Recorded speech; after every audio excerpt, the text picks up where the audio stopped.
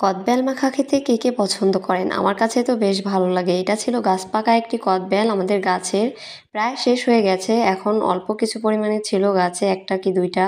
তো তার মাঝে ২ টা ভালো ছিল। তো সেই ২ টাই এখন মাখিয়ে নিচ্ছি। আর দুপুরবেলা কিন্তু টক জাতীয় কোনো খাবার খেতে খুব ভালো লাগে। আর সবাই মিলে খেলে তো আসলে মনে হয় যে স্বাদটা খুব বেড়ে যায়। তো সবাই মিলে কদবেল মাখা খাচ্ছি। তারপরে আবার এখানে আনারকলি ফল ছিল সেটা মাখিয়ে নিয়েছি। আনারকলি ফলটা আসলে ভাইরাল একটি ফল এবং খেতে খুবই ভালো লাগে। আমার কাছে তো খুব ভালো লাগে। আমি ১ম বার এগুলো খেয়েছি আমাদের গাছে হয়েছিল। আগে পরে এটা কখনো খাওয়া হয়নি। নিজেদের গাছে হয়েছে তাই খেতে পেরেছি। আসলে আমি কখনো কক্সবাজার যাইনি। আর কক্সবাজার যাওয়া হলে হয়তো এই ফলটা খাওয়া হতো। তো মা দুপুরে রান্না করছিল। এখানে মাছ ভুনা করে নিয়েছে সবজি দিয়ে। তো তারপরে মা রান্না করছে। আমি একটু পাশের ঘরে গিয়ে দেখছিলাম যে কী রান্না করছে। এখানে কড়াইতে পেঁয়াজ এবং কিছু বাটা মসলা দিয়ে দিচ্ছে। মা মুরগির মাংস রান্না করবে। তো আজকে বাসায় মেহমান আসছিল। আমার খালাতো ভাই এসেছিল, তার ওয়াইফ, তারপরে তার আবার ছোট ভাই। তো তারা আসাতে একটু আয়োজন। তেমন কিছু করা হয়নি। আসলে যেরকম রেগুলার রান্না করে তেমনই রান্না করা হচ্ছিল। তো মা মুরগির মাংসটা রান্না করার জন্য মশলাটা ভালোভাবে কষিয়ে এখানে মাংসগুলো দিয়ে দিচ্ছে। মাংসটা ভালোভাবে কষিয়ে নিবে।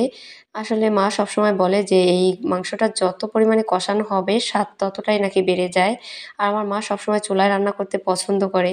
রান্নার মাঝে এখানে আবার আমাদের মেহমানরা চলে এসেছে খাবার খেতে। এরা আমাদের বাড়ির নতুন সদস্য। আগে কখনো আমরা এই হাঁসগুলো দেখিনি। এই ১ম বার আসলে আমরা কিনেছি পালার জন্য। তো খুব শখ করে মা এটা কিনেছে পালবে বলে।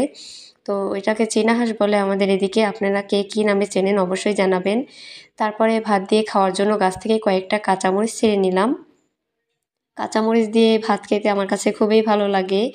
আসলে গাছেরগুলো খেতে আসলে অনেক স্বাদ হয়। এইদিকে দেখেন আমার খালাতো ভাইয়ের বউ, সে তো খুব কাজে ব্যস্ত। উঠানে অনেক পাতা পড়েছিল, সে সেটা ঝাড়ু দিয়ে দিচ্ছে। আসলে মেহমান এসেছে তাও আবার বাসায় কাজ করছে দেখছেন। এরকম মেহমান আসলে আসলে ভালোই হয়। তো এখানে আমার আম্মুটা একটা ডাল ভাজা নিয়ে খেলা করছে। আমি বলছি যে আমাকে দিবে, সে তো হাসতে হাসতে পড়েই গেল হাত থেকে। তো আমার ছোট একটা খালাতো ভাই, সে আমাদেরকে ডাল ভাজা এবং চানাচুর ভাজা এনে খাইয়েছে। ছোট মানুষ, তারপরও দেখেন কি বুদ্ধি মাথায়। তো সন্ধ্যার সময় আমি আবার পিঠা বানাচ্ছি মেহমানদের জন্য। পাটিসাপটা পিঠা বানাচ্ছি। এই পুরটা আমাকে মা বানিয়ে দিয়েছিল। তো বাকি প্রসেসটা আমি নিজেই করে নিয়েছি একা একা। এখন পিঠা বানানোর পালা। আসলে আমি অত পাকা রাঁধুনি না, তবে কিছু কিছু ট্রাই করি, ভালো লাগে। তো আমি অনেক সুন্দর করে পাটিসাপটা পিঠাটা বানাতে পারি। আগে পারতাম না, এখন আসলে শিখে গেছি। তো আমার পিঠাগুলো মাশাআল্লাহ সুন্দরই হয়েছে। এক সাইজের আমি মেজারমেন্টটা খুব সুন্দরভাবে করেছি, তাই আমার পিঠাগুলো এক সাইজের হয়েছে। দেখতে মাশাআল্লাহ খুবই সুন্দর লাগছে। আসলে এই পিঠাটা আমার হাতের সবাই পছন্দ করে, তাই আমি বানাই। মা আমাকে একটু হেল্প করেছে, পুরটা বানিয়ে আমার কাজটা একটু সহজ করে দিয়েছে। তারপর এখানে আমি আরেকটা পিঠা বানালাম। তো সবাই খুব মজা করে খেয়েছে এবং খুব প্রশংসা করেছে। ২ টা পিঠাই নাকি অনেক মজা হয়েছিল। তো আজকের ভিডিওটা এই পর্যন্তই। সবাই ভালো থাকবেন। দেখা হবে নেক্সট কোনো ভিডিওতে। আল্লাহ হাফিজ।